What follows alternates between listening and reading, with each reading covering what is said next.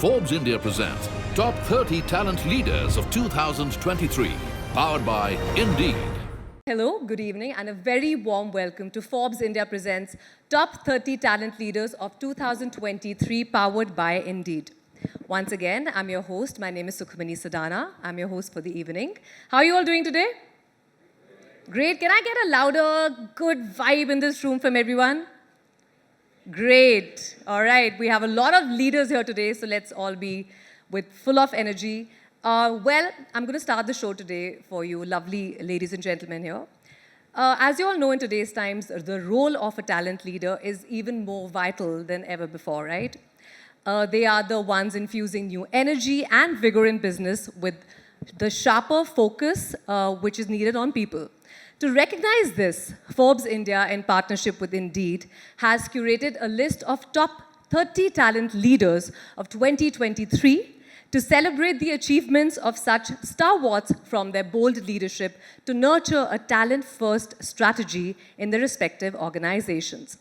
Today's event will be live-streamed on Forbes India social media platforms to include all those people who could not join us today in person. So please follow us on Forbes India and Indeed's social media platforms and share all your favorite moments using the hashtag, which is hashtag Top 30 Talent Leaders of 2023. Now, to set the tone for the evening, may I please invite on stage Hari Chandan Arakali, the Editor, Tech and Innovation, Forbes India, for the welcome address. A huge round of applause, everyone.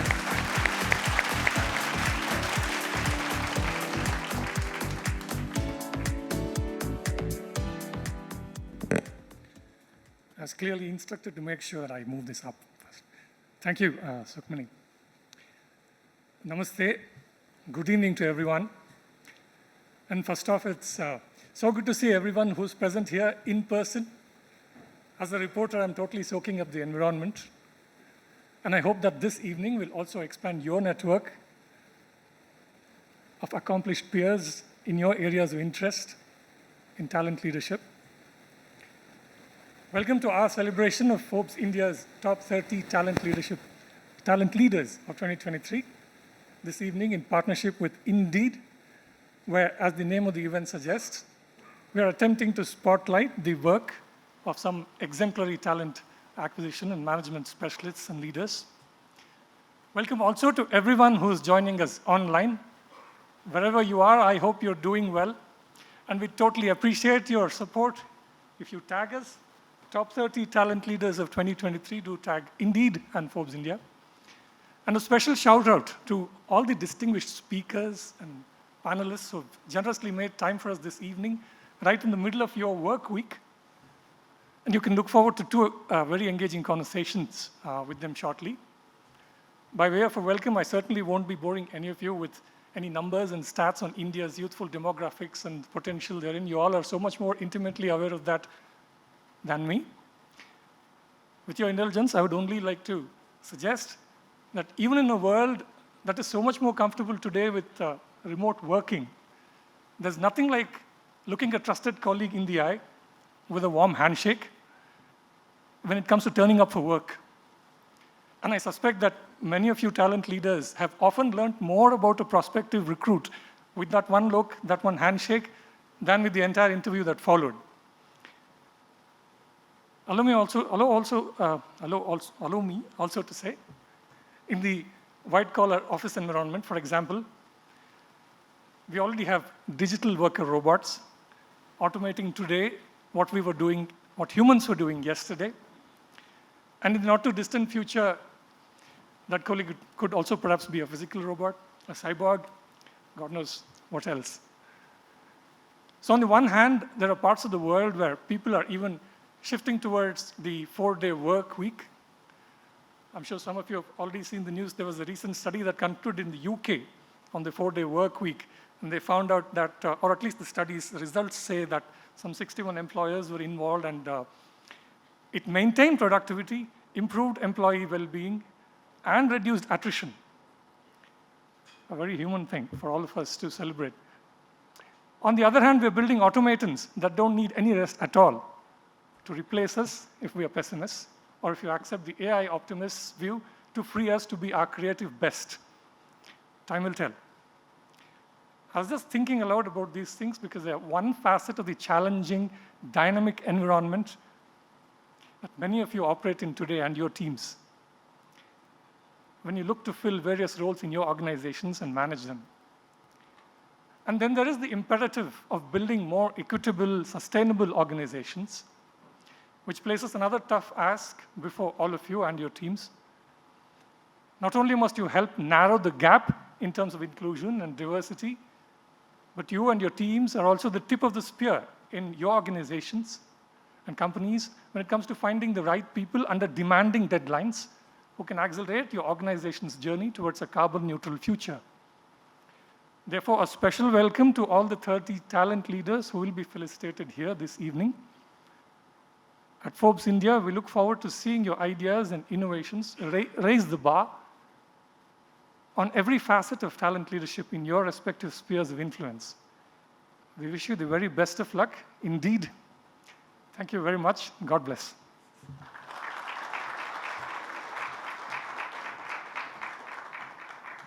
Thank you so much for your kind words. So, ladies and gentlemen, before we move to honoring our talent leaders today, it's time for our first panel discussion, which is titled Fostering a Culture of Innovation, Creativity, and Risk-Taking Within Teams. All right? So, creating an innovation-friendly work environment is a top priority for many leaders because it encourages employees to embrace unconventional thinking and challenge the status quo. An innovation-friendly culture involves taking risks and being open to unpredictable situations, which can lead to, obviously, significant rewards. However, this type of culture is not always common in organizations. And in this panel discussion, industry leaders will explore how to incorporate a culture of innovation at their workplace and the potential benefits of doing so. To discuss this and much more, I would like to invite the moderator for this discussion, Paromita Chatterjee, Consulting Editor, Network 18. Huge round of applause, everyone. I would also like to invite the panelist, Rohan Sylvester, Talent Strategy Advisor, Indeed. Good evening. R. Swaminathan, Chief People Officer, WNS Global Services. Good evening, sir. Kanchan Mukherjee, Professor and Chairperson, OBHR Management and Chairperson, Research and Publications, IIM Bangalore. Huge round of applause. And Krishna Raghavan, the Chief People Officer from Flipkart. Good evening, sir. Over to you, Paramita. Thank you. Thank you so much, Sukhmani, for that introduction. And wonderful to be here today, ladies and gentlemen. It's always so inspiring and engaging to catch up with industry leaders and really understand the latest trends. I mean, it is a complex world. It's a bit of a confusing world that we are living in. And today we're talking about a culture of innovation, creativity, and risk-taking. And what's happened is that in the last year or so, the world for many of us, and especially the talent officers who are joining us today, has perhaps changed dramatically. Today we are looking at a very different scenario. At least that's what we are reporting at media houses, whether it's layoffs at one end, or which has come in the wake of the great resignations that we saw earlier on during the COVID pandemic. And clearly, how do you create innovation, creativity, balance it with stability within an organization? So I've got a very dynamic team here with me. We had a very engaging conversation. But let's really understand, innovation is a term we use quite loosely. I think we use it a lot when it comes to startups especially. But let me start with you, Rohan. At Indeed, and I love those ads, by the way, Indeed, as I did, I'm sure, the rest of the audience. So what do you really mean by innovation and creativity, especially in the current context? I'm going to bring it from the perspective of, let me say, the job seekers here. At Indeed, we're always talking to them. We're trying to understand what that means to them. So rather than answer it from my perspective, where innovation and creativity means different things, from a job seeker's perspective, there are different spectrum of them as well, job seekers. There are some who are looking for high demanding jobs, which require a lot of innovation, creativity. There are other folks who are actually not looking for, they are looking just for a paycheck. Creativity and innovation from a job seeker's perspective is almost like flexibility. What can they do? What are they allowed to do at the workforce? Maybe not everyone is building the next big thing, but they might be allowed to do a little bit, the work a little differently. I think we spoke about this in the meeting room, the briefing room, where we spoke about the fact that psychological safety is what they are essentially looking for, the ability to fail, the ability to make mistakes. And I think Professor said it really well, making those mistakes is all about creativity and innovation, being allowed to make those mistakes. So job seekers are looking for a place where they can be comfortable, where they can make mistake, and as a consequence, be creative and innovative. Okay, Professor, since your name has come up, I have to come to you here because, the question now is, okay, the room to make mistakes, and, it was felt quite recently that especially a lot of the millennials were being spoiled rotten, if you ask me, and, were given all these opportunities to fail and make mistakes. Today, it's a very different environment, especially for some of the listed entities or those who are, have parents as listed entities. How do you sort of define it, put it into perspective? We heard the perspective from a job seeker, but from a company's perspective in today's environment. Okay, I'm sometimes reminded of the Nobel Physics laureate, Murray Gell-Mann. In a talk, he said that imagine how hard physics would be if particles could think. So we are in the business of particles who can think, and that's what makes it's so difficult. And like everything else in life, it's a balancing act. I have a very simple definition of what is innovation. Anything which is new and which is useful is innovation, all right? And I think innovation is also a spectrum, so you've got at one end of the spectrum, the glamorous end, which is all about disruption, all the big innovations which are creating havoc in the industry, changing the basic, cause-effect relationships and so on. And the other end of the spectrum are the little everyday innovations, which nobody really talks about. There is no press about them, But, hey, here's this little process, and I have this little idea, and that can improve the process, reduce the time, by half or something like that, Right. Right. So now, in the entire process of innovation, like it goes from the idea to the market, right? And we need to know where, this is the balancing act, basically. We need to know where hierarchy and bureaucracy can hurt and where it can help. Okay, let me bring that question across to somebody who's operating at a huge scale, and that's R. Swaminathan, who's the Chief People Officer at WNS Global Services. And, if you see in terms of the technology world, at least you start your journey with your clients at pretty much at a bread and butter kind of level and then move on from there.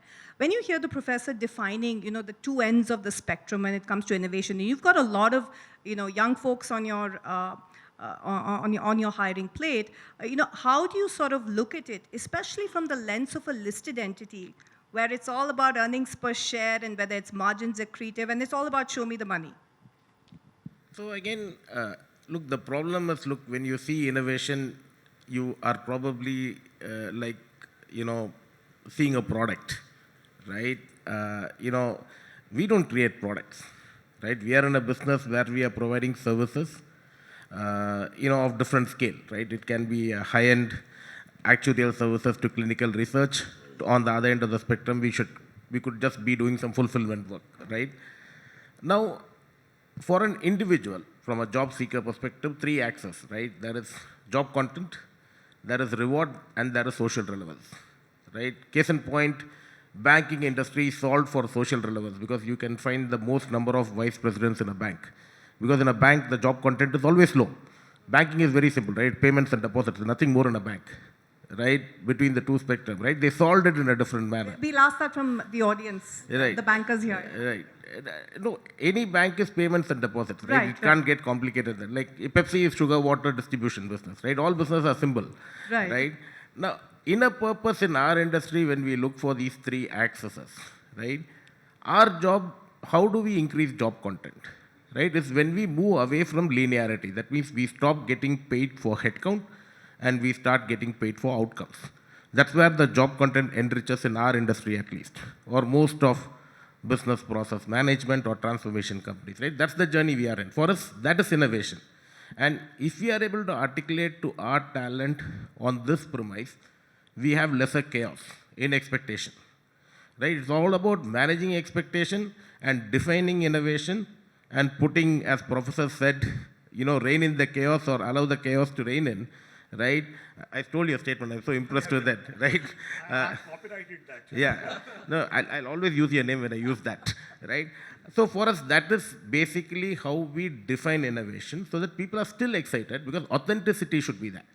The biggest dissonance in innovation is authenticity, right? And once it is authentic, it's my basic premise. Right, and some great points there. And yeah, Professor, we are expecting some more nuggets from you in terms of statements we can look at. But great line there that rein in the chaos or allow the chaos to reign. And let me come to you. We've got, of course, with us the Chief People Officer of Flipkart. That's Krishna Raghavan. And Krishna, Flipkart again has gone through its own journey. You began as a startup where innovation had a very different definition to where you are today. And as the Chief People Officer, how has that sort of graph changed for you in today's day and age?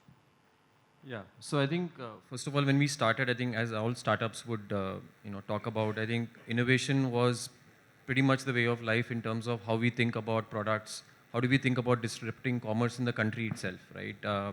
Examples of building our own supply chain, where there wasn't any reliable supply chain in the country. That required a very, very innovative mindset. And I think at every phase of our growth, we've kind of gone back to how do we rethink paradigms.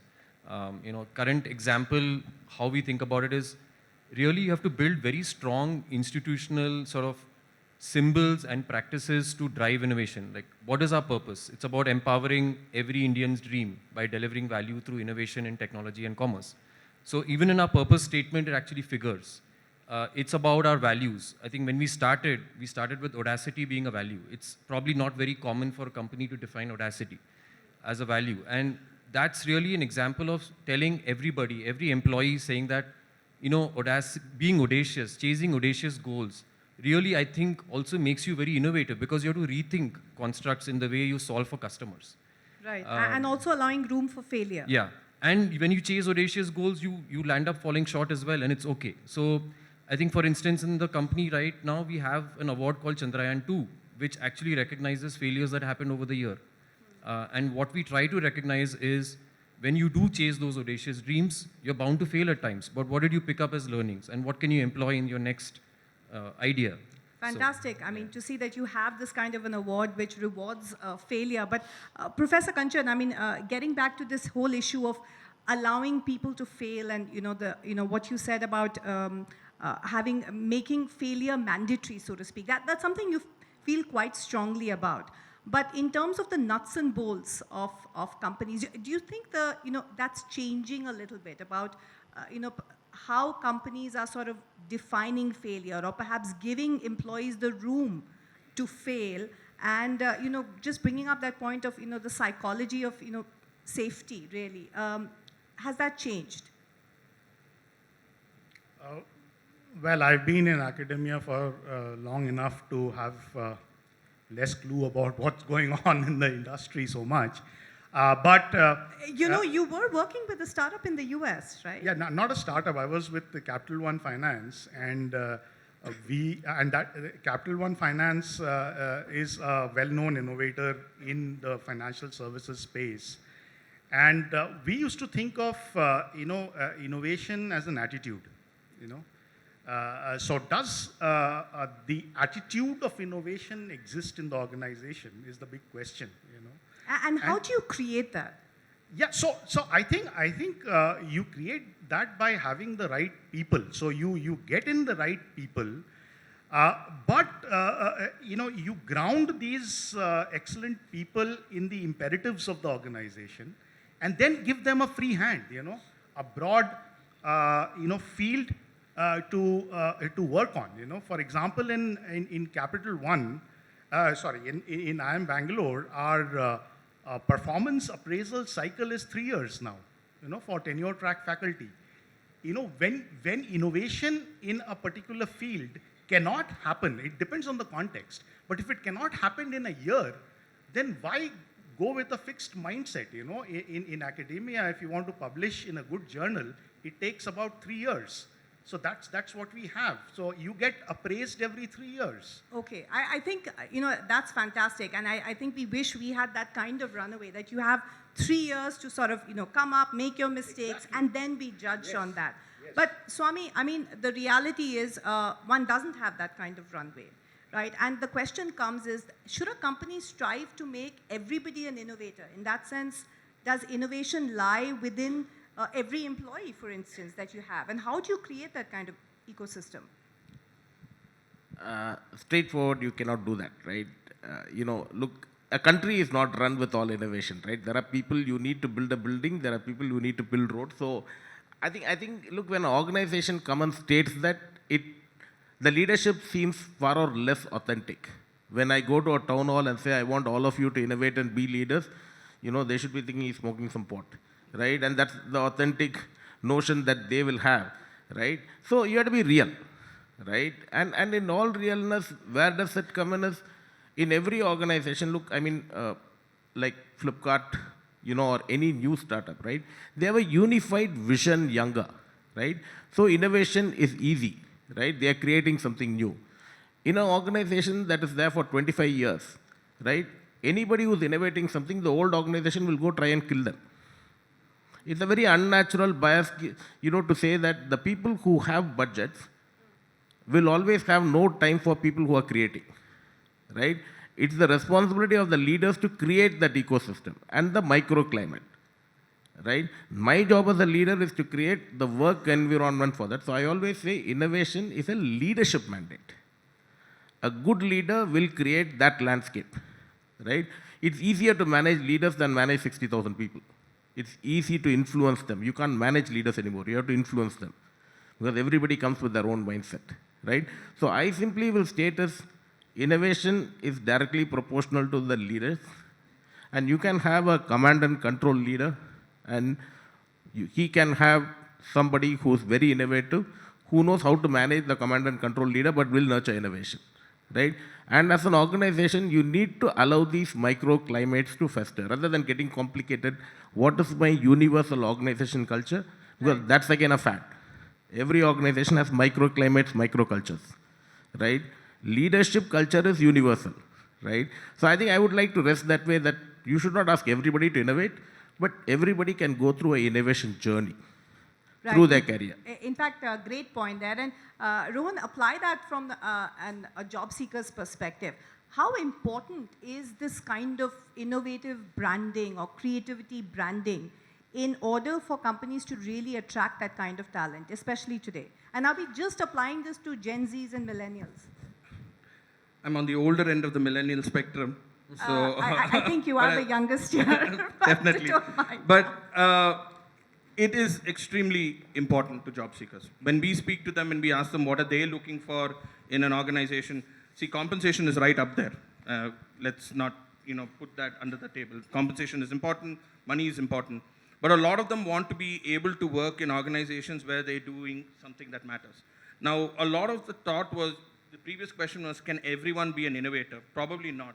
But the organization is trying to achieve something at an innovative level, and everyone plays a part in that. And maybe the organization uses its mission. That's the innovation, right? Like Flipkart is trying to, bring all these people together, marketplaces that they're creating and things like that. Indeed, we talk about a mission, which is to help people get jobs. That's our marketplace that we are trying to build. So is everybody in our organization working towards, innovating towards that? Maybe not that exact mission, but that's what they're doing. And that's what job seekers are looking for at the end, right? They don't want to just come, do a 9 to 5 and move. And when you come to Gen Zs, millennials, I'm not including myself in that. Yes, it's true. Most of them would like to do something that matters. And if we are not able to communicate that and tell them that we have this space, you can come. This is what we are trying to achieve. You can do it. You can help us get there. and we're going to do some innovation on the way, they're more likely to come and say, yes, I would like to work for you. So, Krishna, respond to that. And especially with everybody, I mean, today it's all about, customer experience and how employee experience connects to customer experience. Hence, how do you ensure, for instance, you spoke about institutionalizing the setups to ensure that they have access to innovation. How do you sort of institutionalize, and how did you do that to create those kind of microclimates which all work together to produce this kind of unified result? Yeah, it's a great question. So I think, first of all, there's a lot of innovation that happens bottoms up. I think it's often misconstrued that, like leaders drive innovation. Yes, they create climates and conducive climates to speak for innovation. But what we've seen is, for instance, in Flipkart, we have a Project 1K program, which is basically 1,000 ideas, right, that emerge from different parts of the organization, irrespective of where you are.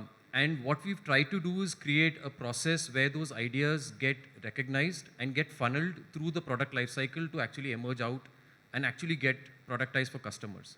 I think that's the combination that we've employed, right? And similarly, we kind of have a patent program. So I think in India, we don't spend enough time on creating patents across the various companies that exist. Yeah. So how do you actually institutionalize patents? Because I think part of the problem is discovery. How do you even patent something?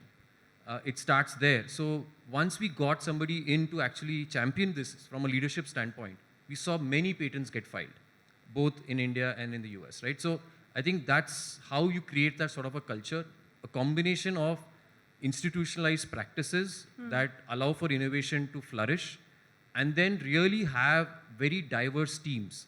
Because I also believe that we talk about inclusion and diversity a lot in the workplace, but really innovation can only thrive when you have people who come from diverse backgrounds and they feel included. I think earlier Indeed flashed something called belonging. How does belonging flourish in an organization? Is when you allow diverse voices and sometimes very contrarian voices to actually emerge and get heard as well.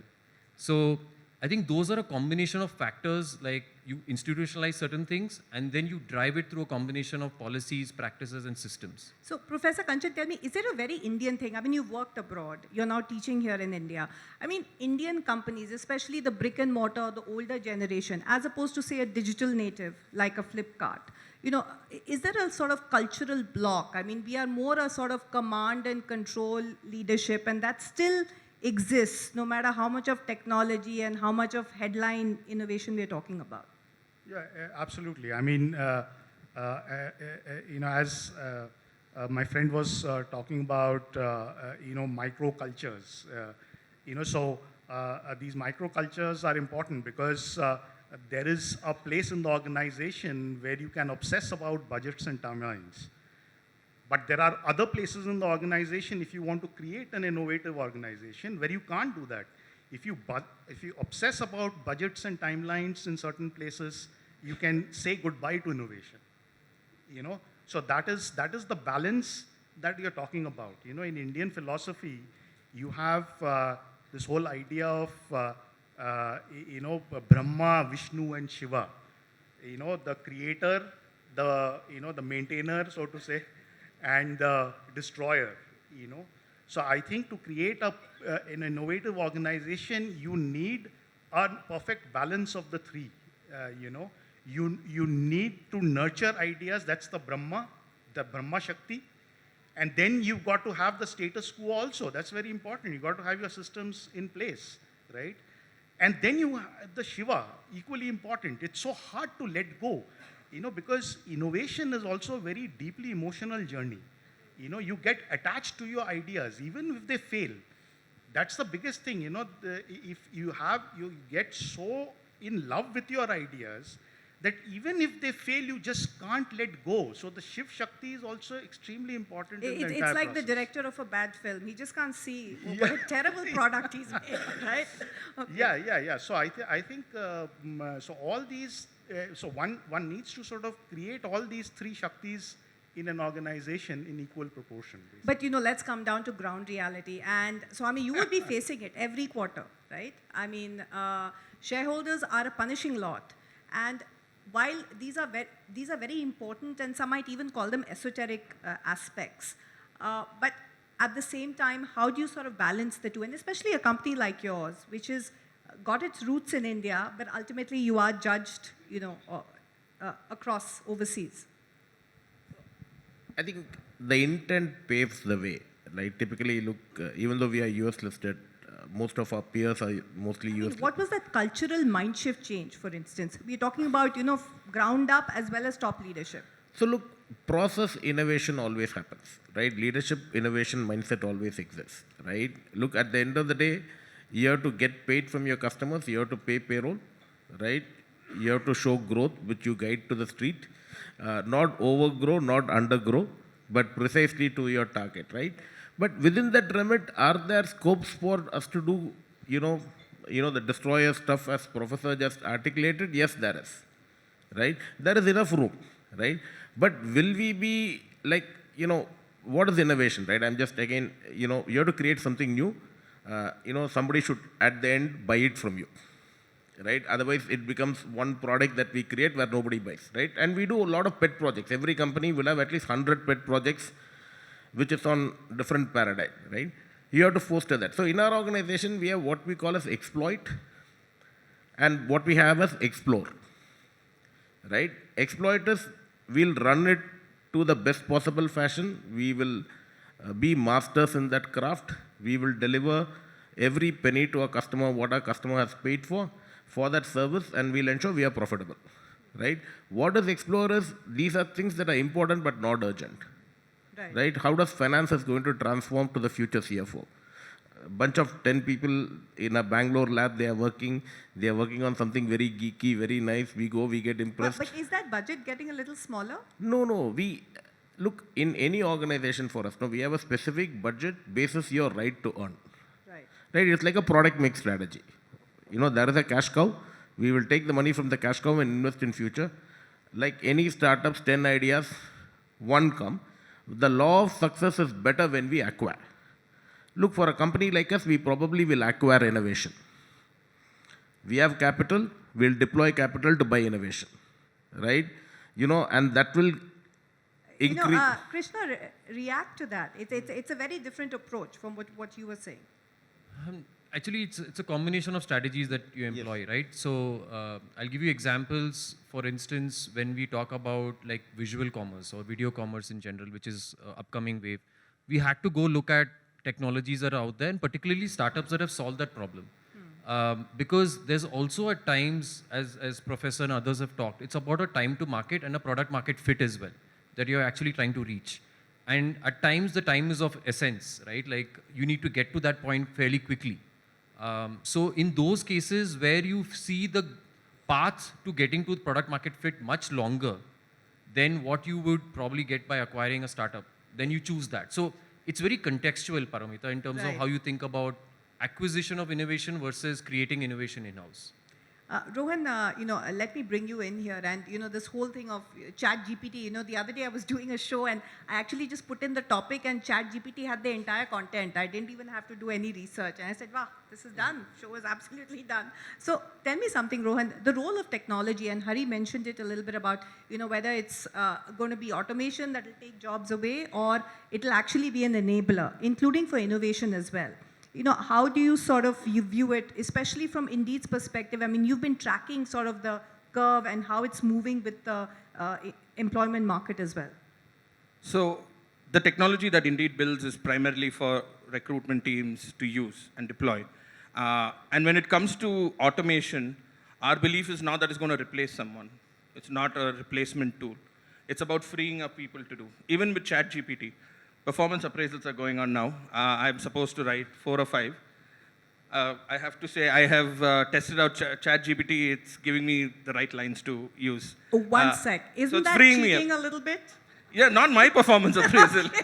But sometimes you don't know what words to put in, right? Now it's freeing me up to do something that else I wanted to do. Right. So I'm talking about so the technology and the automation that is coming into the market is not just about replacement. It's about finding a way to leave humans to do what humans are good at. And when you speak to organizations and TA teams and TA leaders, it's about freeing them up to have conversations with their hiring managers or have conversations with candidates. Right. ChatGPT is not perfect, by the way. It's not very good. Yes, But- we've heard. But automation is going to come. So there was, I don't know if you'll know this, there was a study, not a study, sorry, long time ago, ATMs came in. And there was this hue and cry that all tellers are going to be wiped out. The number of tellers in the US after ATMs doubled. So the tellers were doing valuable work, while the machines were doing the less valuable work.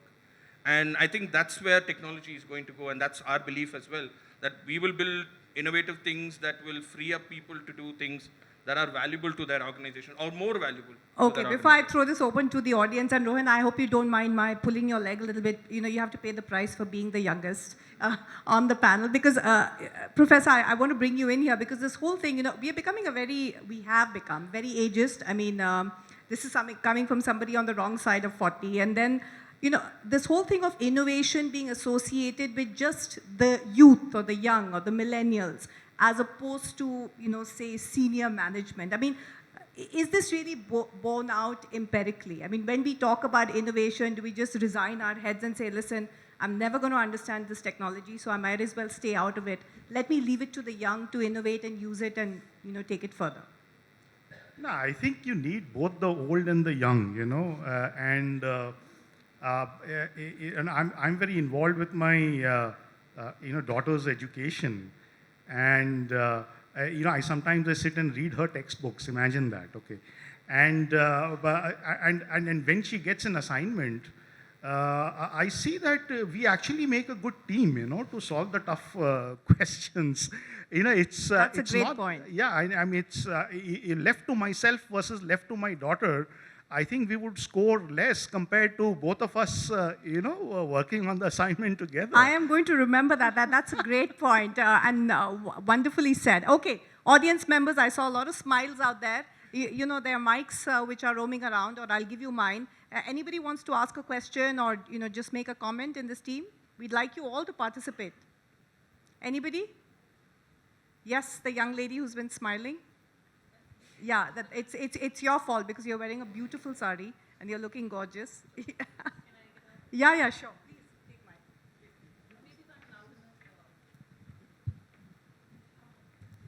mine. Not a question, but maybe, you know, an assimilation. I think I have the best innovation ideas that I have deployed have actually come from collaborating with some very senior stakeholders that I've had. So I think it's not about age at all. Innovation is not about age. I have like proof of concept. I don't think I'm at the liberty of taking their names. But it's about, you know, a person who's a little senior to have a collaborative and an open mindset and not really that, you know, I've seen this, I know this. So I think if some of the senior managers or leaders can remove that, I have had amazing experiences of innovating along with my presidents and partners and stakeholders. Fantastic. Yeah. Would you like to make a comment? Yes. Yeah, I mean, I think that is an excellent point because you know, collaboration in today's complex world, you know, no matter if you are an Einstein or Newton, unless you collaborate, it's impossible to innovate, you know, and the collaboration encouragement should not only be internal. I think you need to collaborate across the boundary. I mean, collaborate with other organizations also.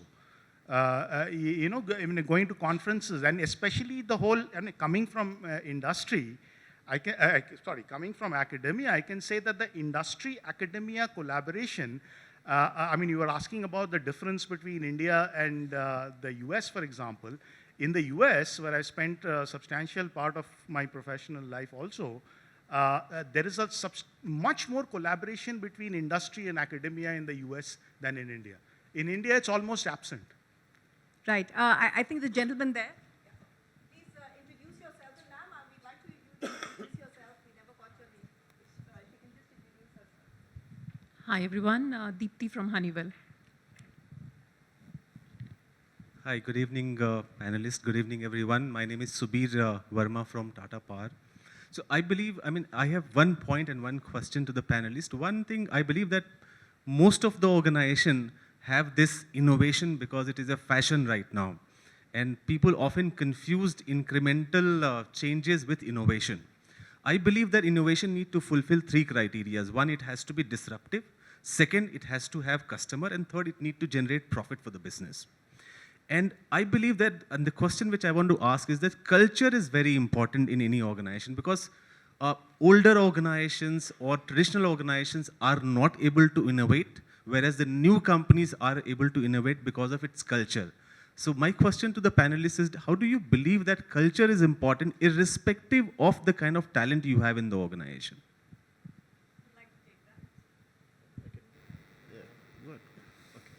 No, I think earlier I talked about it, quite at length. But for me, the culture of innovation, starts with how you sort of really, what is the ethos of your company, right? Like, what's the fabric that your company is built on? I think there has to be a very strong purpose in terms of what are you building towards, right? Why do you exist as a company? I think that becomes many a times a very powerful catalyst towards innovation. And then what are the kind of symbols you create in the company to encourage innovation? I talked a little bit about values, the value of audacity as an example, right? And once you do that, you have to really follow it. All these are actually symbols, but how is it lived through employee experiences? I think earlier we talked about branding.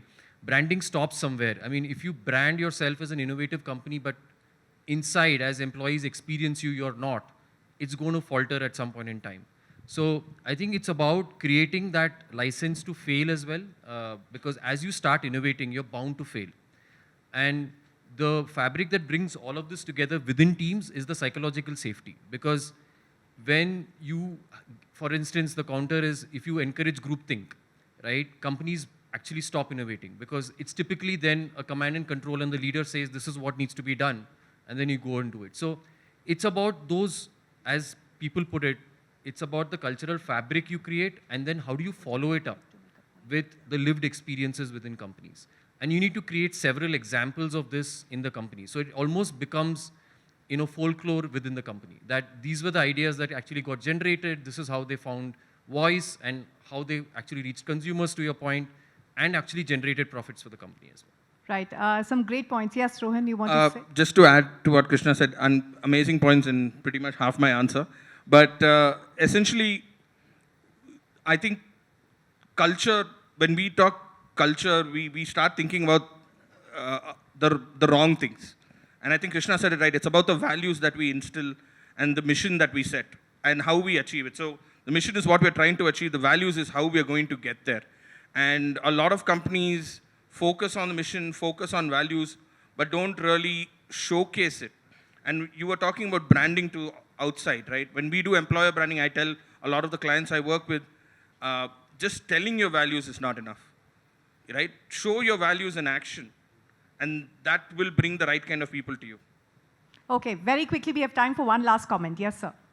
Very good evening, everyone. My name is Rohit from Lenovo. I think we have just come out of the pandemic, and I think a lot of transformation, personally and professionally, everyone has gone through. And as my friend was mentioning about, for customers or for revenues, I'm sure the transformation is the key today. Everyone is talking about that. And unless we have creativity, unless we unleash that potential of every individual working with the organization, it's very difficult. And as Professor rightly mentioned, that failure is the key, the failing, but we at Lenovo believe that fail fast. And you relearn and quickly come up with the best ideas so that you can really innovate and contribute to the revenues and growth to the customers. Right. Thank you. Thank you so much. I know there are many more of you who'd like to comment, but unfortunately, we've completely run out of time, and we've got a smashing panel coming up next. So don't go anywhere. And of course, the awards follow after that. But thank you so much. You've been a great set of panelists. Thank you for being, so honest and so forthcoming with all your answers. And thank you to the audience. You were great. All right, I would like to request Rohan and Krishna, sorry, to please come back on stage. Well, we have our first set of felicitations today. And sir, I'd like you to come back, please. Krishna, you as well. So may I also invite Naini Thakur, Forbes India, to join Rohan and Krishna. Naini?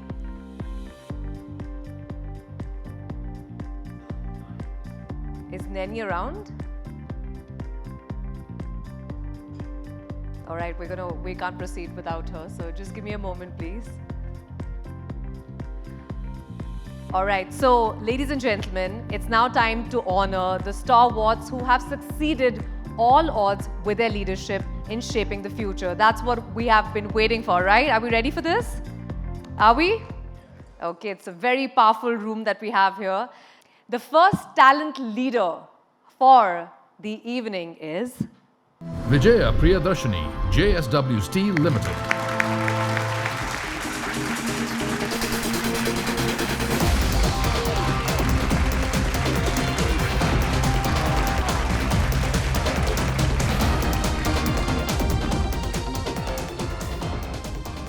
Let's move on, and the next leader is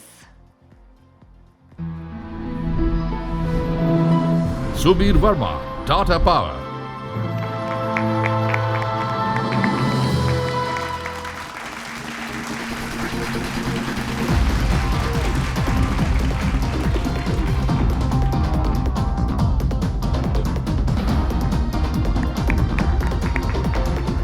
All right, ladies and gentlemen, the next talent leader is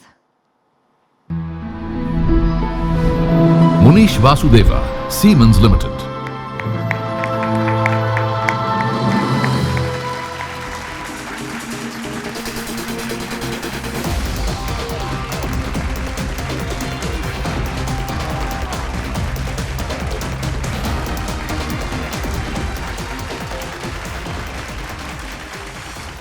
Moving on, the next talent leader is Sonal Singh, Deutsche Bank.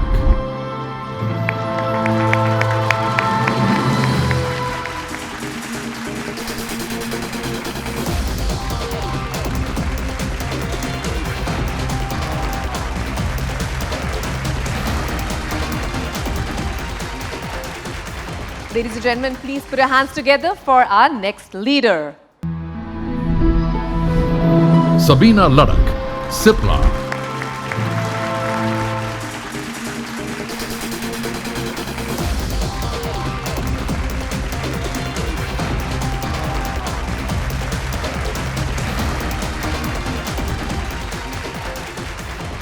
Congratulations to all the winners.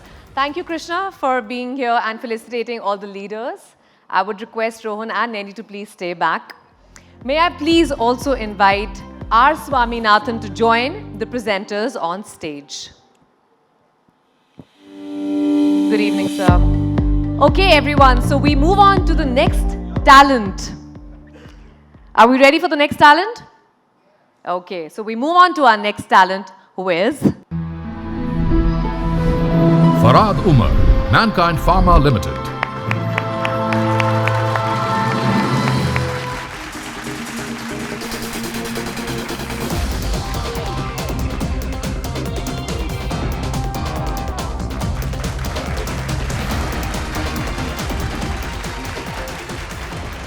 Who's our next leader? Let's have a look.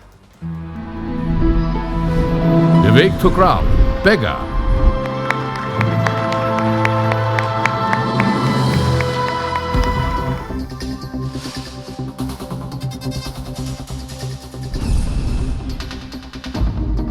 Okay, moving on. The next leader for the evening is Deepthi Vij, Honeywell.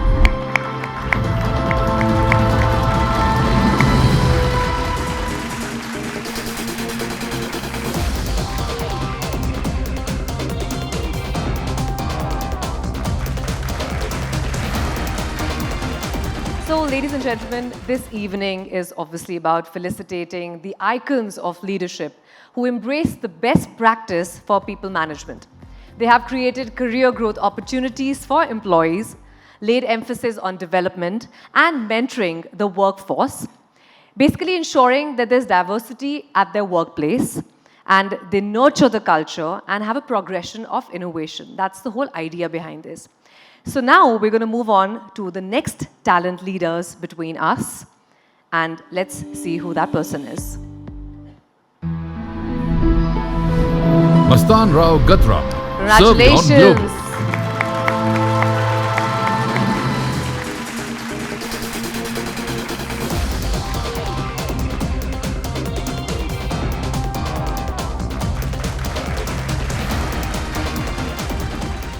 All right, the next leader amongst us is Aarti Puri, Girnar Soft Car Dekho Group. Congratulations, Aarti.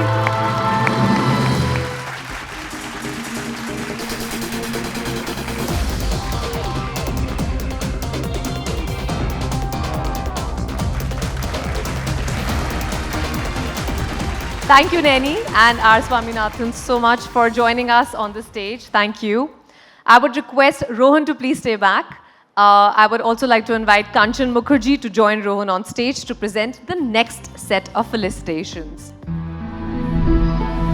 Satej Mehta, Walkhart Limited.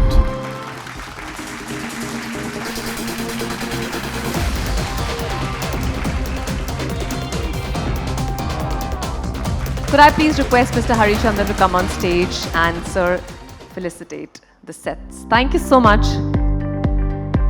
Okay, ladies and gentlemen, moving on to the next leader today in the evening. Let's have a look.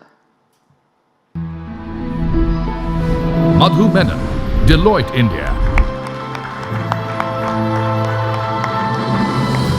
Congratulations, well done.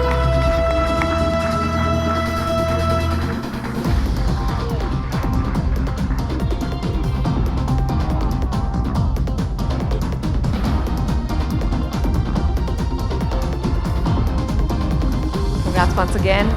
Well, up next, the talent leader is Siji Kuruvat, EY. Congratulations.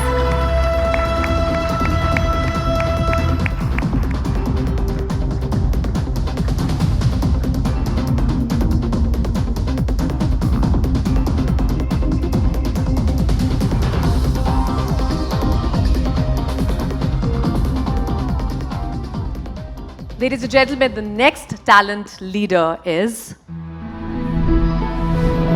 Nikhil Rajaram Natikar, Publicis Group.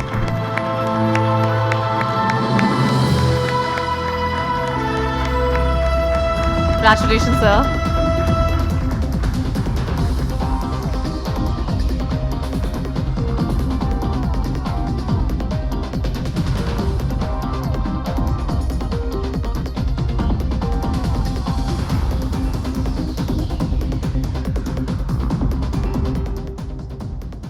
Thank you so much. And now the next leader in this room is, let's have a look. Shyamakant Mishra, Amdocs Development Center, India LLP.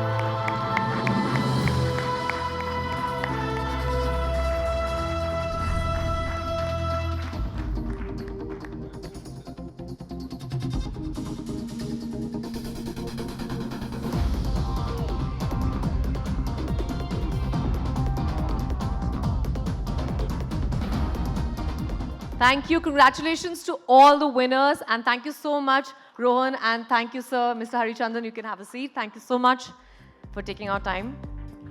Well, now it's time, ladies and gentlemen, to take a break from the felicitations and move towards another panel of experts who will share their thoughts on the topic, identifying and leveraging workforce strengths as a leader.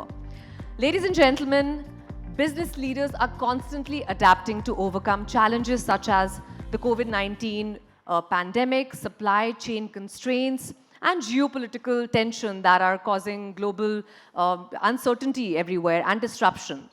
One notable change is the professionalization of corporate hierarchy and the need to build a talented workforce to compete during this age of disruption. Well, in this discussion today, we will focus on how leaders are infusing new energy and vigor into their businesses with a stronger emphasis on people and recognizing that nurturing talent is key to continued competitiveness. Do you all believe and agree with me on that? That is absolutely the case. To throw more light on this topic, I would like to invite Neni once again, Forbes India, to moderate this session. Neni, I'm glad I caught you this time while you're standing here. Please, everyone, put your hands together for Neni. She missed her applause the last time, and she deserves one.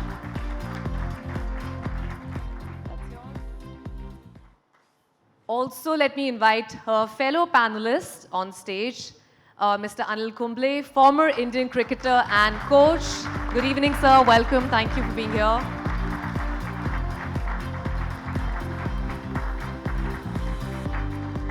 Could I also call Vinita Bali, Independent Director on Global and Indian boards. Everyone, come on, huge round of applause. Sir, I must say, with cricket, sir got the loudest claps because we're in India and it's cricket, right? You can't change that. Can't. One round of applause just for that. And could I also have my third person for my panel discussion today? I want you to be equally loud, guys. Let's be fair here. Is Sashi Kumar from Indeed India.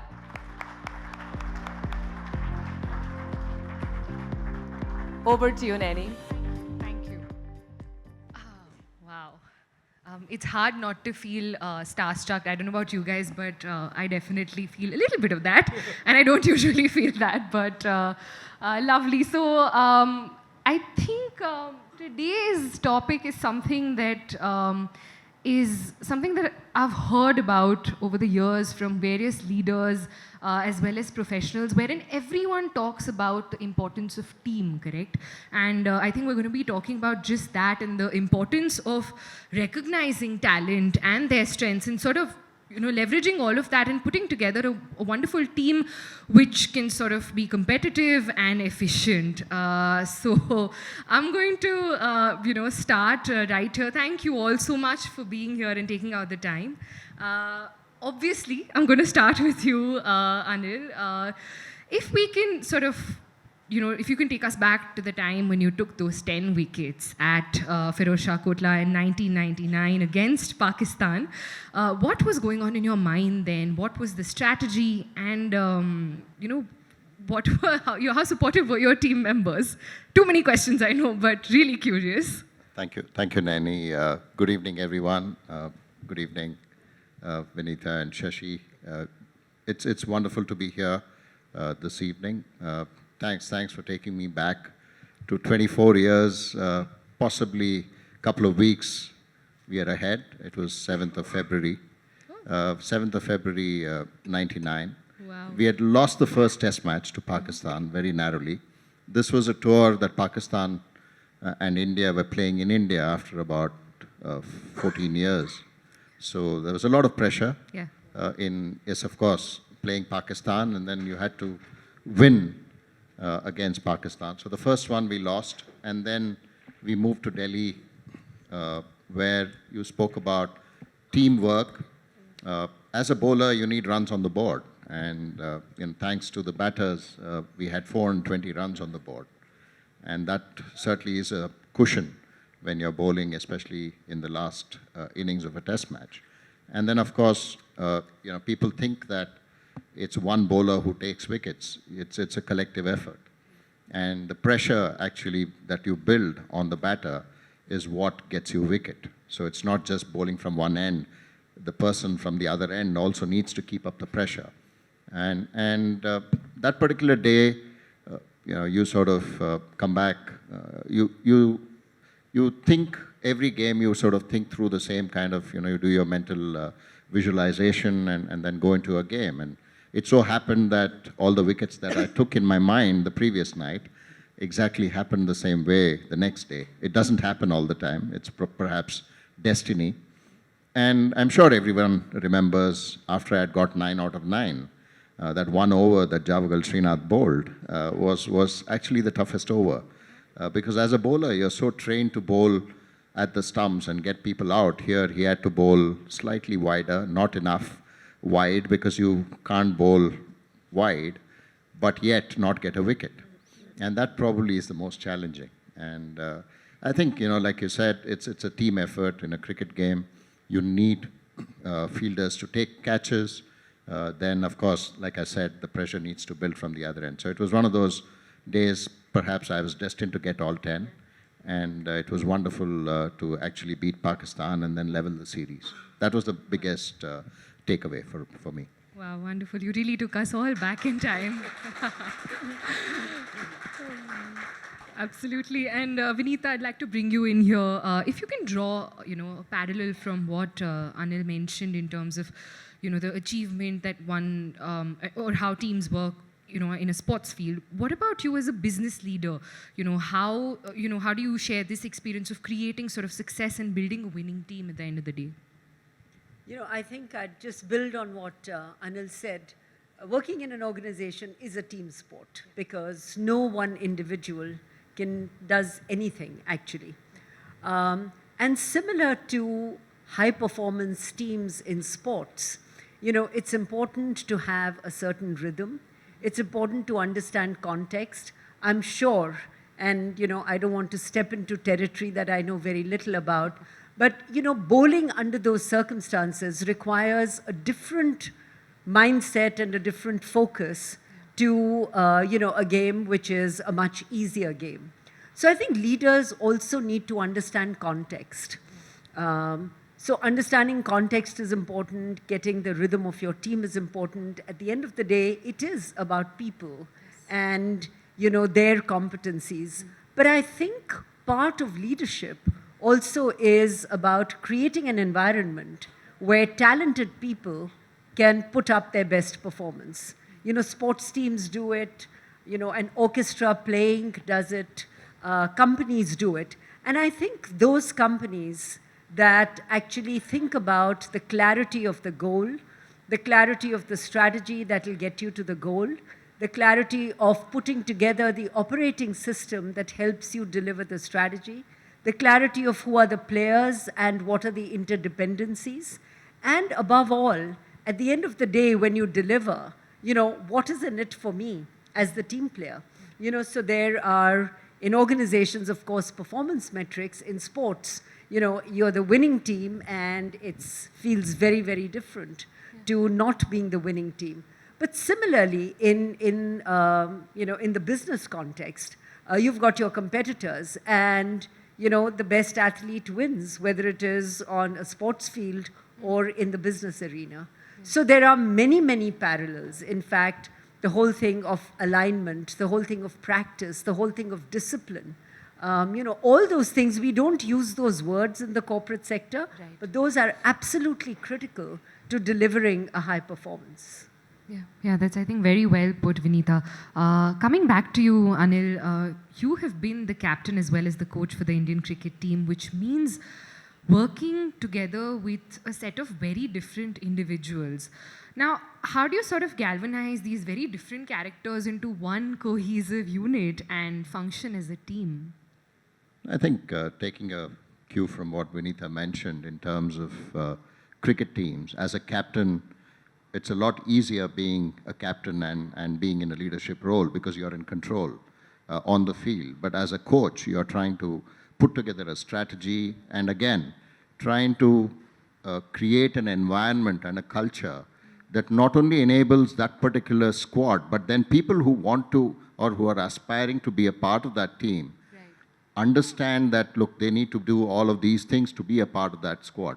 I think that's very critical. Of course, the captain at that point in time, his views and everything else comes in, and then there is always there's a template that is set in. But as a coach, it's important that you create an environment where everybody can express their views, because in a cricket team, it's not just the captain and the senior players that you need to listen to, because sometimes the best of strategies or best of points that you want to make comes from the youngest players, and you need to create that environment where they don't have the inhibition to come out and speak, and that's what you need.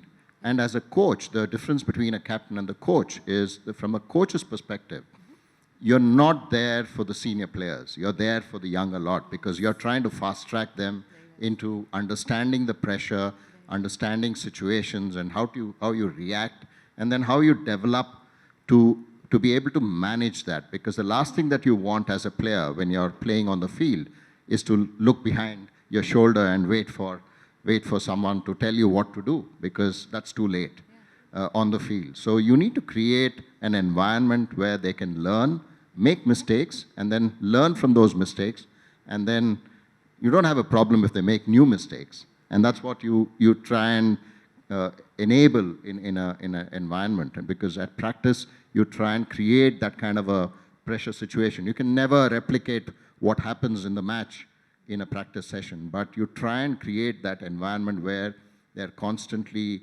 made to train under a pressure situation, so that when they go out there, it's a lot easier to manage and then perform.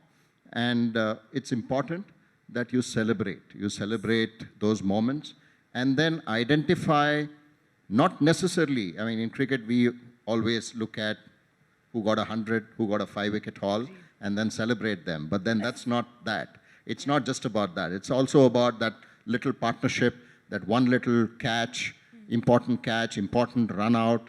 Those things matter as well. You need to celebrate that. And then I think as a coach or from a leadership perspective, it's important to identify that and then recognize that in an environment where that particular player feels that, okay, even my smallest little thing that I'm doing, it's coming through.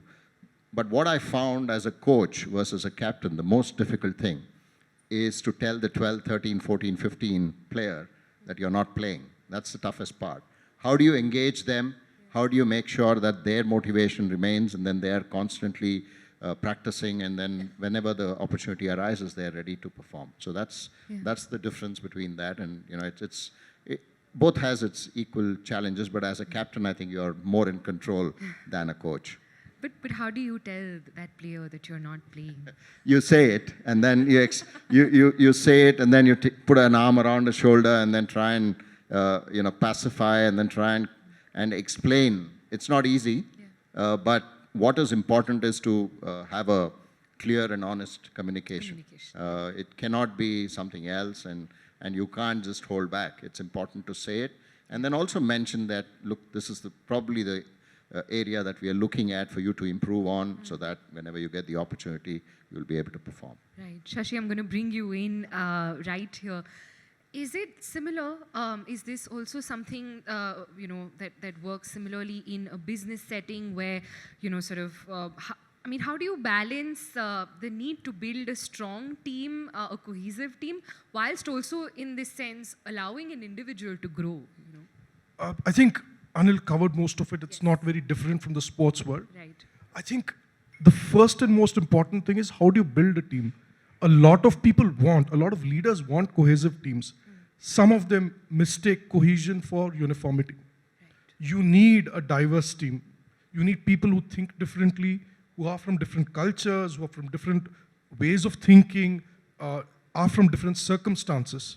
It's only then you can weave success. As a leader, it's important that you're able to set a very clear, objective vision that everybody understands. It needs to be simple. It needs to be objective. It needs to be understood by everybody. And then you're able to tell everybody what their role is in getting the entire organization to that vision. That's important.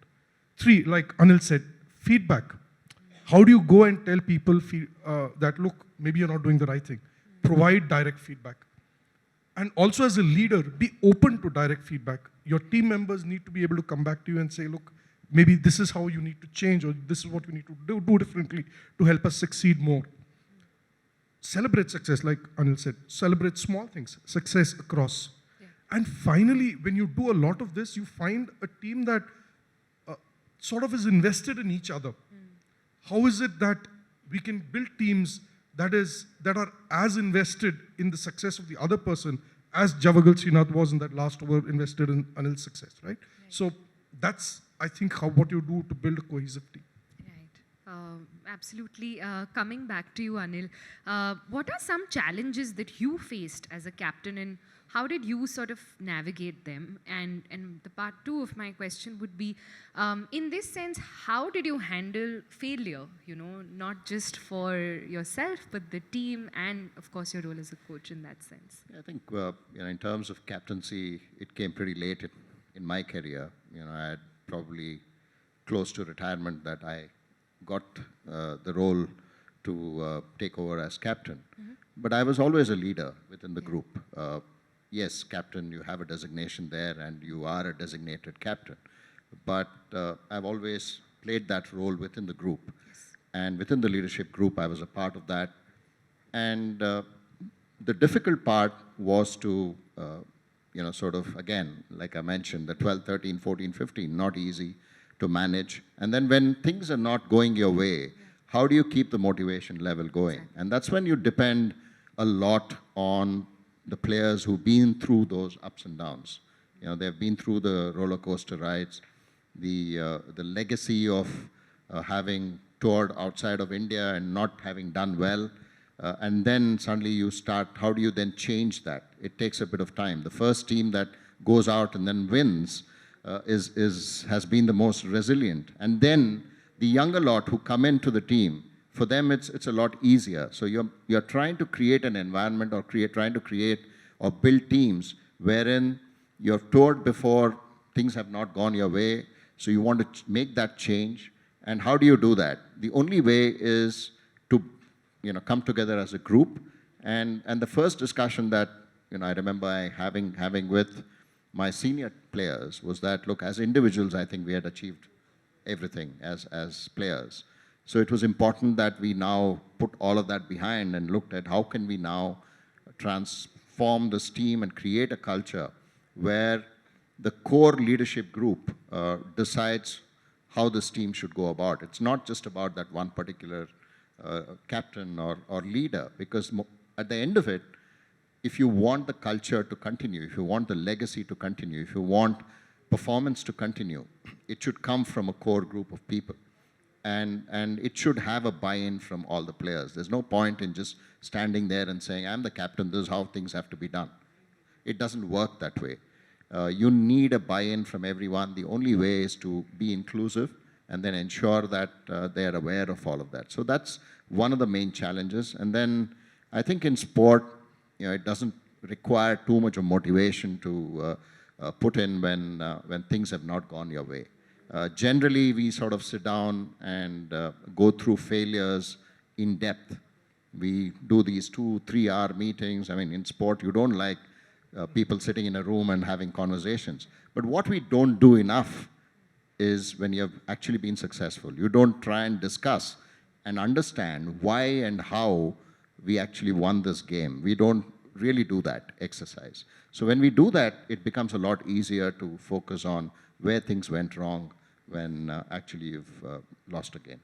That's a very interesting perspective that you bring in. Vinita, would you like to jump in and probably elaborate a bit on the point that we were talking about earlier, which was the leadership versus leaders bit that, like Anil mentioned as well, he's always been a leader, but not necessarily at that time in a leadership position. How different is it in a corporate setup? Thanks. I'd like to pick up on 2 or 3 other things that were said. One is about debriefing failure and debriefing success. One of the things certainly in the business world is those companies that consistently perform better than others debrief both failure and success. And I think that's a very important, you might call it a management cadence, a management ritual, a management discipline, that you do it really as a discipline because you can learn as much from your failures as you do from your successes. I think the second point that was a very relevant point was, when Anil, you said you became a captain, quite late, but you were always a leader. And I'd like to distinguish between leaders and leadership because, leadership is really what we are talking about. Leader could be a position, it could be a title. Some people think it's an entitlement, but that's not what we're saying. What we're really saying is your behavior is your leadership. What you do, not what you say, how you act, not what you preach. It is about taking ownership. It is about taking responsibility. It's about taking accountability. It's about feeling responsible for carrying your team with you, irrespective of the situation or the circumstance. And a very important part of being a leader is the ability to have those difficult conversations. In cricket, to tell 12, 13, 14 that you're not going to be playing. But in our world, in the business world, when it comes to performance appraisals and so on, the ability to tell somebody that you're not getting your bonus for this year or you're not getting your merit increase, but let's work on the things that you have to do to be able to get there. I think that maturity is what leadership demands. So it also demands, I think, clarity of thinking, clarity of communication. Authenticity, to my mind, is a very big part of leadership. People, the only way you can be credible with people is to do what you say and say what you do. And people look through it, like somebody said, your actions speak so loudly, I can't hear your words. So it is about taking on that accountability and responsibility and knowing that there is a collective success. There cannot be individual success. This is not either individual sport or a one-person company. So I think those are some of the things. And, let's not get confused. As a management trainee, I can display great qualities of leadership. And somebody else, as a very senior executive, may not display, effective leadership qualities. So it's not about position. It is about what you do and the ownership, responsibility, and accountability you take and how you do it with authenticity. Wow, wonderful. Shashi, I'd like to bring you in here. We would, when Vinita mentions this point, what about the newer age, talent that's coming up, the Gen Z, the workforce is changing. In that sense, how does the leader change? How does the leader adapt to their behavior in order to ensure that they get the best out of them? I think younger people across the world are like younger people across generations. I mean, every generation is different from the other, right? When we talk of Gen Z, I think a lot of people are driven by more than just hygiene. They're driven by what the purpose of what they're doing, of the work that they're doing. They want to see how that impacts people around them and the society around them. They want more time for themselves. They are more focused on ensuring that, look, work is not my only defining thing. And they are constantly evaluating companies that people, that they would consider joining. Earlier, and this is true not just of, joining companies, but it's also about every facet of our life. Earlier, you would buy a television by just looking at a nice ad that's come on your television or on a billboard, or you'd go for a holiday because you saw a nice brochure.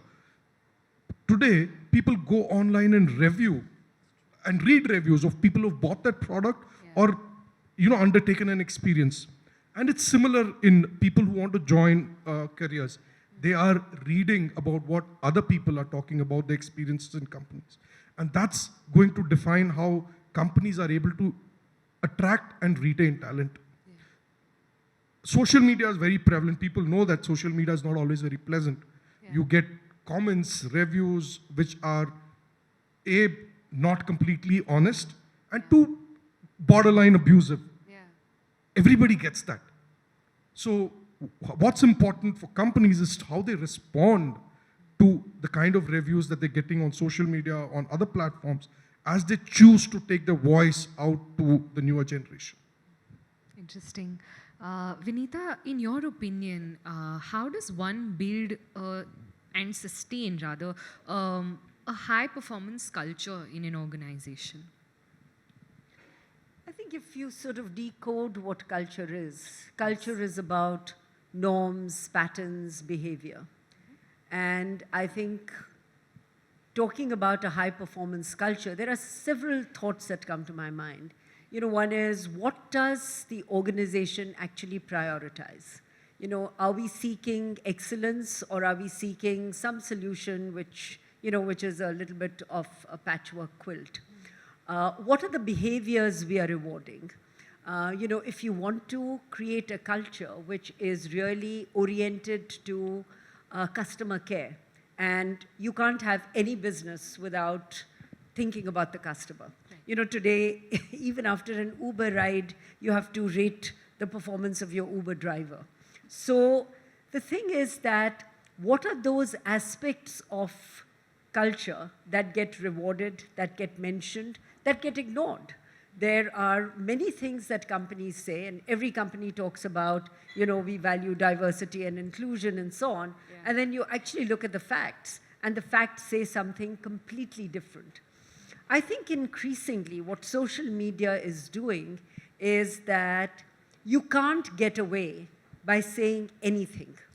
whatever you say is evaluated, it is discussed openly in forums, it is, opined on, people come to certain conclusions, and therefore there is even greater need for authenticity and clarity in terms of what are those key components of culture that will get recognized, that will get rewarded, that will get penalized.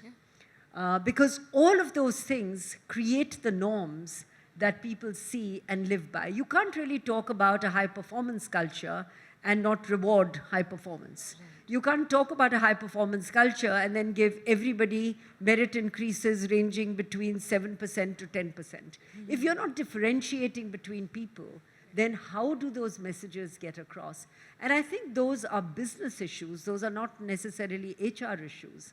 And they have to be addressed holistically. And at the end of the day, the success of any company lies in its people, like the success of any sport lies in the sportsmen and sportswomen who play that sport. Just on a lighter note, on social media, I mean, even by mistake, you put something and then realize that you made a mistake. And after 3 seconds, 4 seconds, you delete it, it still comes back and haunts you. People take a screenshot and then keep taking that around, and then they won't just not let you remember that. You never know when you turn into a meme. More important than that, they start a new conversation saying, wonder why he deleted it. Totally. There must be something to it. Absolutely. Anil, I was just coming to you, talking about social media for you as someone who's constantly in the public eye. Was it tougher back when you were, back in the field? Every single strategy, every single decision that you made, a billion people, had their eyes on you and opinions about it. Is it tougher in that sense? Yeah, I think cricket, everyone sort of at least watched or played or more than that, they know everything about the game. Yeah. And they have a opinion about what ball should I have bowled against this particular batter. Why did the captain win the toss and decided to bat instead of field? And then why did this opener actually opened? And all of that, field placing. So yes, it's always something that you took it in your stride. And when you traveled, especially in World Cups, people would come to us and say, "Aap kisi se bhi haar jao, koi baat nahi. Pakistan se." So that is a logic that I couldn't fathom, because they didn't mind us losing to Kenya or any other team, but you had to beat Pakistan. Yeah. So that was the logic. And today, yes, because of social media, it's instantaneous as well. And I know that the current lot of players, they are on social media, they're really active. I was a reluctant entrant into social media. I only got into social media thanks to my children, because they sort of said, how can you not be on it? Okay, so today, when I don't post for months and sometimes weeks, I get a reminder from my kids, more than anyone else, saying, why are you not posting anything? So I think the current generation, it's a part of their system. Yes. Like how when we played, comments coming in from people who you met at airports or when you traveled or even on television and just around you, you sort of understood that, yes, that's something that you have to live with and not certainly take too seriously into, and then you just go and play. And that's something that when you walk in, it's not always pleasant what you hear. In fact, going back to that 10-wicket haul in Firozshah Kotla, when Javagal Srinath was bowling that over, I was at third man, very close to the crowd which were sitting near me. And they were very, very pleasant, because they all said, "Aap chinta mat kariye, aapko 10 milega." It's not always the case. Let me tell you that. Let me tell you that if things are not going your way, while you're fielding on the boundary line, you get everything from the crowd. And you just have to ignore that and then concentrate on what you need to do. So I guess, it's just a generation shift, and you just accept that these are things that you need to get used to. You can't really get affected. Yes, if there are personal attacks and personal things said about you or your family, that is something not done. And that's something that I think the players certainly, take up and ensure that that doesn't happen. But that's the only thing. Yeah. If they talk about the game, if they talk about your performance, it doesn't really matter. Yeah, definitely. Is it easier now that you're an entrepreneur and you don't have every decision that you make? People aren't analyzing it. No, I think as a cricketer, if you're actually on the field, then you are in control. Like I said, some decisions you can take, and yeah, you make mistakes, but you correct it, because after every second day you have another match. So it's not always that you can get 5 wickets. It's not always that you score 100, so you sort of start from 0. So you can at least correct it. But if you're in the administration or a coach, you can't do much. You just have to ensure that, look, yeah, guys, you go and do it. And then you just have to think that, yes, whatever you've put together will work. And in a T20 format, it's very, very difficult, because the margin of error and anything that things can change in one ball, and it's very difficult to sort of predict. So it gets even harder. Yes, as someone who's not been in who's not in the limelight like how the current players are, it's a lot easier to manage all the criticisms, or even the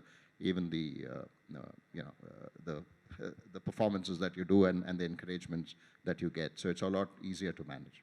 Fair enough. Vinita, coming to you, diversity and inclusion today, are something that are very, very important for an organization. How do you think these contribute to the success of an organization? Obviously these are critical, which is why for a long time we've been talking about them. My own feeling is that there is too much talk and too little action.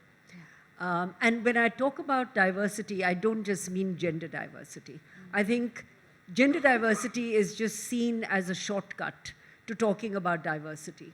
It's diversity of experience, it's diversity of perspective, it's diversity of outcomes.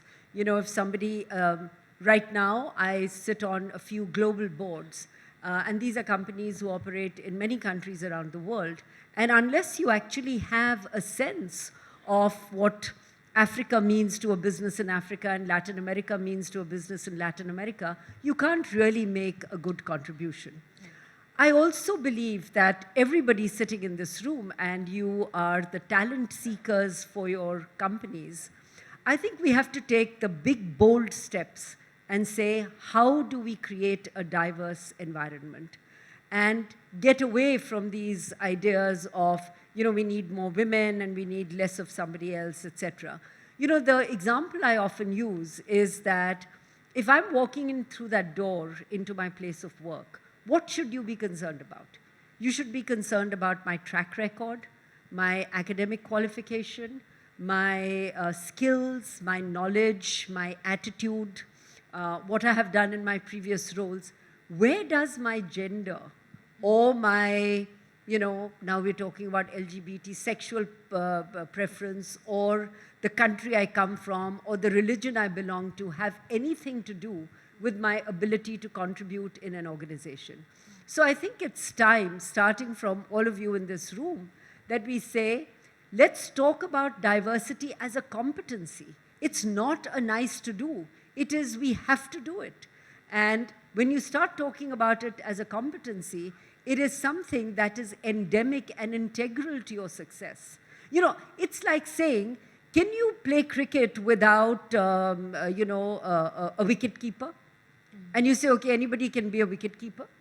Unless you have different skills in a sort of cricket team, or think about an orchestra. Can you play Beethoven's Fifth without having the drummers or the violas? You can't.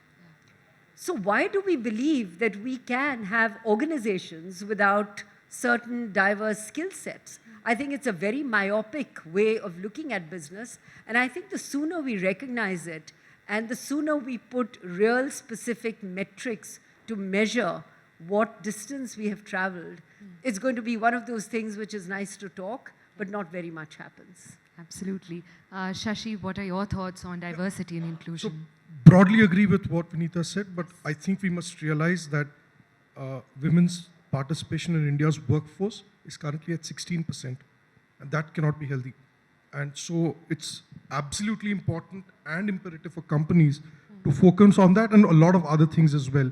And really, it's not about diversity and inclusion, it's about diversity, equity, and inclusion. That's what companies should focus on. It's important not just as a social goal, it's a business imperative, right? Today, 50%, almost 50% of our population is women. Our sex ratios have become a lot better. So as a company that's looking to serve consumers, if you do not have enough participation from the different types of your consumers in your organization, how do you plan for your consumers? That's very important. How do you ensure that you're building an organization where everybody feels safe? It's not about just about hiring people from different cultures or different kinds of sexual orientation, etc. Can you, if you are able to identify a person who's good to do a job, feel safe in doing the job in a company, irrespective of which religion, which gender, what their sexual orientation is, what their age is? That's absolutely important. That's what companies need to focus on. That's very well put. I think creating that culture, like you mentioned, is very important and a big takeaway for all the leaders right here as well. I'm going to come to my last question, and I really wish this wasn't the last one, but I think we're running out of time. Shashi, if you could take this, the pressure of managing high-performing teams is something that all of you sort of have in common.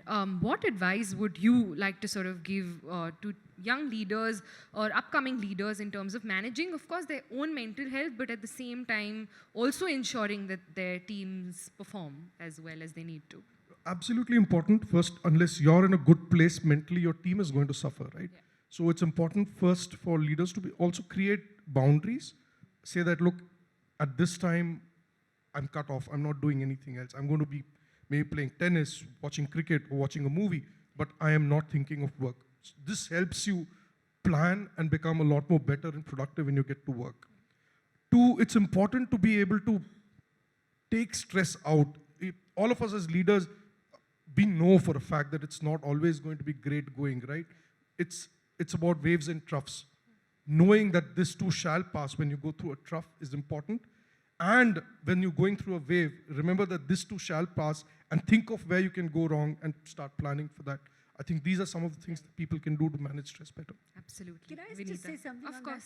that? We talk about stress and so on. I think the moment you realize that I'm the one creating my own stress, it actually becomes a lot easier to deal with it. Sometimes we put pressure on ourselves. Nobody's putting that pressure on us. I think the second thing is sometimes, honestly, I think we take work too seriously. We've got to think about how does my work fit into my life, not how my life fits into my work. And the moment you make that distinction, you realize that there's so much more to life than just getting up and going to work. Like somebody said, take up something you like to do and you'll never have to work a single day in your life. So I really think it's important to do well. It's important to be conscientious. So I don't want to, leave with any other impression. But, being conscientious also means the ability to say no where you need to say no and to say yes where you have to say yes. And, don't create unnecessary pressure. Because if you're not enjoying what you're doing, everything is a pressure. And frankly, if you enjoy what you do, there's very little pressure. Wow. I'd really like to know your thoughts on this, Anil, because you were doing that's been your career. So how did you manage your work and life balance? The first thing that I discussed when I became the coach with all the players was, what else do you do other than playing cricket? Wow, yeah. Because that's something that I always believe that we need to have that sort of passion. In whatever you do. For me, it was photography, it was wildlife. I would just take my camera and move away. One day, like Vinita mentioned and Shashi mentioned, one day of not bowling in the nets doesn't make me, better if I bowl or less than what I used to. So it's important to have that space. So that's the first conversation that I have with all the players that I've always worked with. The most challenging period of the coaching that I felt was the 3 years, recent 3 years during COVID, because we were all in a bubble. So other than the players and the hotel staff and everyone else, who were all in a part of the bubble, you saw the same faces. We were all in one section of the hotel. We never interacted with anyone else outside of the bubble. It was a big challenge because you had to create an environment where they could unwind.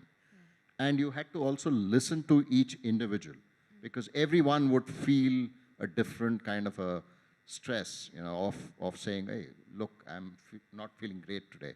Although an important match is coming up and you want the entire team to practice together as a group, but sometimes someone would come and say, listen, I'm not up to it today. You have to say, okay, that's fine. But in a normal scenario, you would say, no, I want you to come. But you had to listen. And again, create an environment where they can unwind as well. So it's not just about a couple of them. You have to create spaces for each individual in that group. And it's not just the players, because the stress comes from the support team into the players, not necessarily the other way around. So even from a support staff, and it could be the physiotherapist, because they were and the trainer, they were the most sort of overworked in that kind of an environment, because everybody else said, oh, okay. You know, that's one thing that the physio said. During normal times, if some player had to come for a physio treatment, he had to literally follow up. Where are you? Come. Now we are all in a bubble, so he just comes. And then the most overworked was the physio, because he would always be working on a player, saying some niggle here, there, I have to sort it out. So those were the challenges, but like I said, if you have another passion, something that you can look forward to, and stay away from the profession that you're in, it helps. I think that's a great learning, and I think this is a great way to end this conversation. Thank you all so much for this super insightful conversation. It was lovely, lovely speaking to all of you. Thank you so much. Thank you very much. Thank you.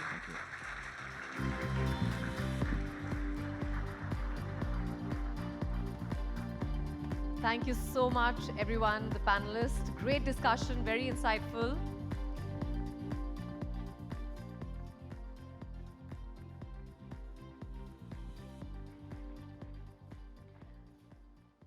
All right, apologies once again, because I do need to call some people back to the stage.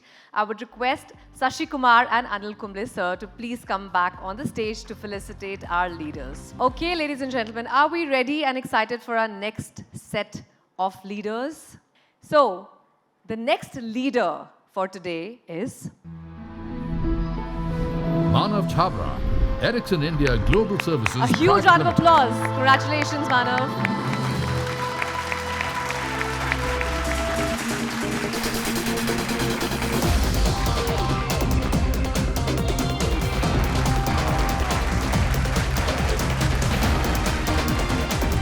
Well, the next leader in this room is Satish Rajaratnam, Emphasis. Satish. Congratulations.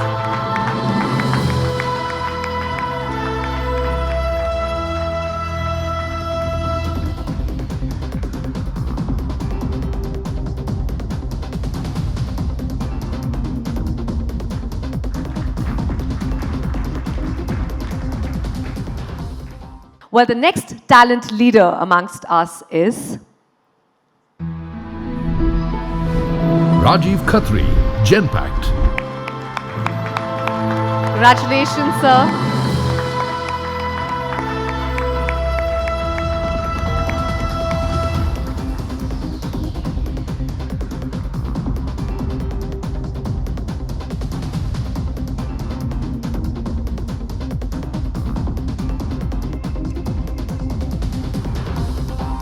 Now let's go to the next leader in this room.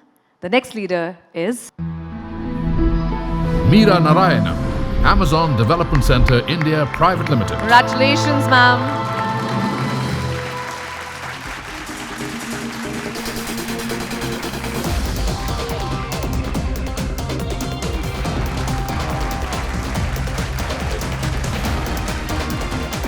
And ladies and gentlemen, the next talent leader is Gautam Shetty, AP Moller Maersk. Congratulations, Gautam. Clearly a huge fanfare here.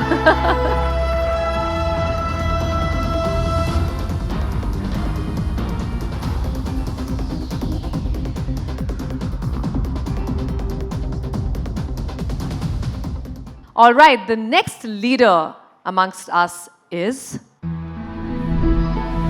Pooja Bhardwaj, Autodesk. Congratulations, Pooja.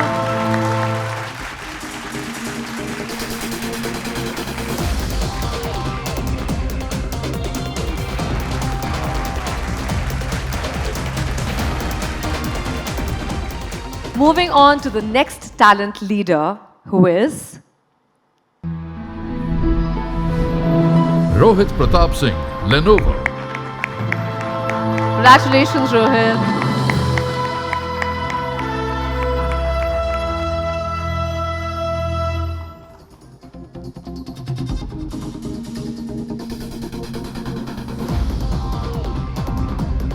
And ladies and gentlemen, the next leader is Simon Avinash, Salesforce.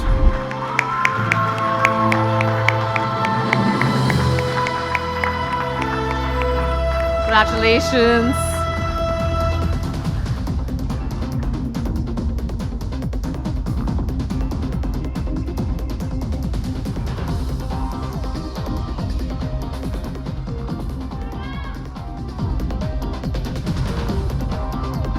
Congratulations. Okay, so now let's have our final set of leaders amongst us. And the next talent leader is Rambabu Srinivas, Tata everyone. Technologies. A huge round of applause. Congratulations, sir.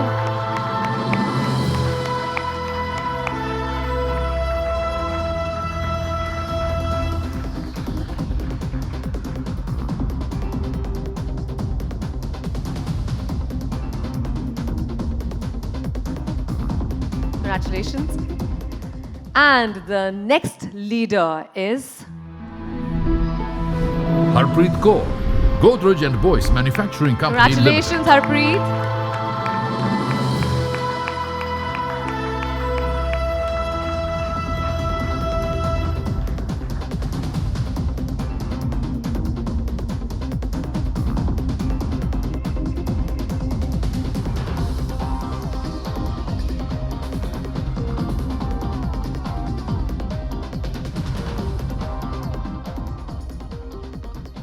Okay, moving on. The next leader is Vipin Sharma, Tata Steel. Congratulations, sir.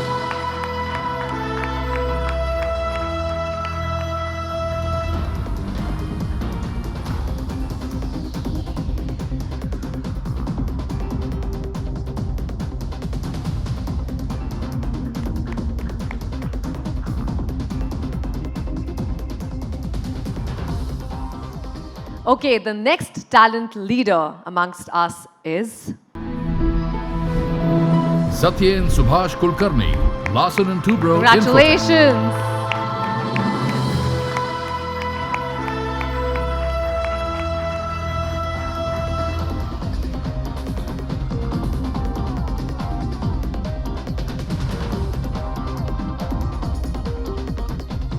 And now the next leader is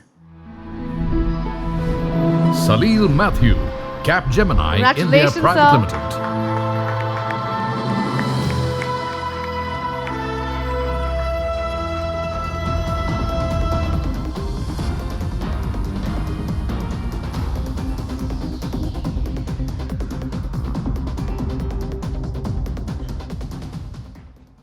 So, ladies and gentlemen, the second last leader for the evening is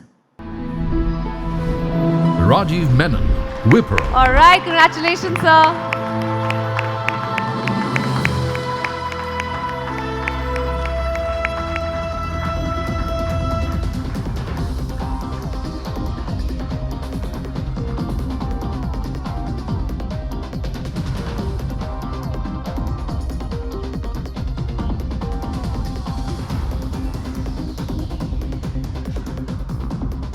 Okay, that brings me, unfortunately, I'm loving this and I'm loving spending time with you all, but we are finally at our last talent leader for the evening, ladies and gentlemen, and the leader is...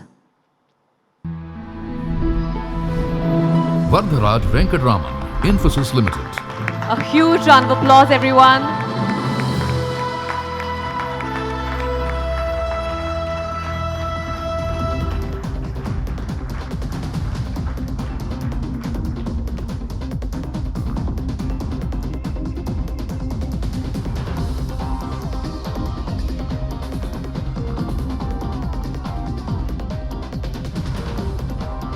Thank you, everyone. Thank you, Vinita, Sashi Kumar, and Harichandan for joining us on stage and making this evening so exciting for everybody. Well, everyone, those were our top 30 leaders. A big congratulations to all the winners. Now, may I please request all of you, all the winners and presenters, to please come up on stage for one big, happy family photo op for us. Thank you. All the presenters and all the winners, all the leaders to please come on stage.